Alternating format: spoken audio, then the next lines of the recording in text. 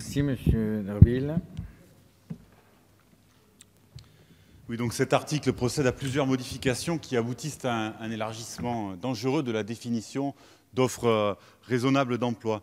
L'instauration de la notion d'offre raisonnable d'emploi en 2008, sous le mandat de Nicolas Sarkozy, était déjà, selon nous, une profonde injustice faite aux demandeurs d'emploi. Et dans les faits, ce dispositif s'est surtout inscrit dans une démarche de stigmatisation des chômeurs en les assimilant à de potentiels fraudeurs, sans jamais montrer quelque efficacité que ce soit. Dans le projet initial, vous supprimiez les critères actuels de définition de l'offre raisonnable d'emploi pour laisser planer un vide juridique dangereux que le Conseil d'État avait tensé sévèrement. Il indiquait à propos de cette mesure: elle permet d'imposer à des demandeurs d'emploi présentant les mêmes caractéristiques des obligations très différentes en ce qui concerne la définition de l'offre raisonnable d'emploi.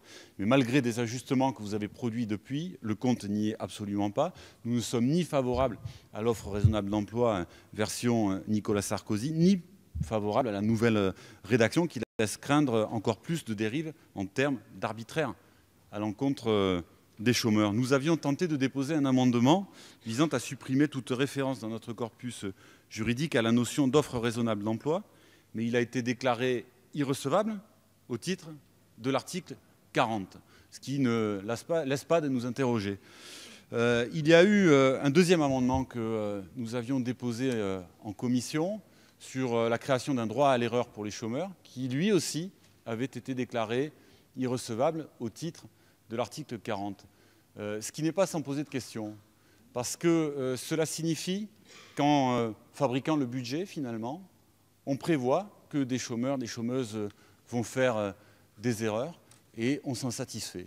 Et je crois que si c'est cela, c'est inacceptable.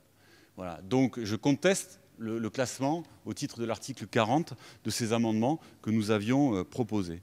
Donc vous l'aurez compris, cet article 35 nous paraît encore plus dangereux pour les demandeurs d'emploi.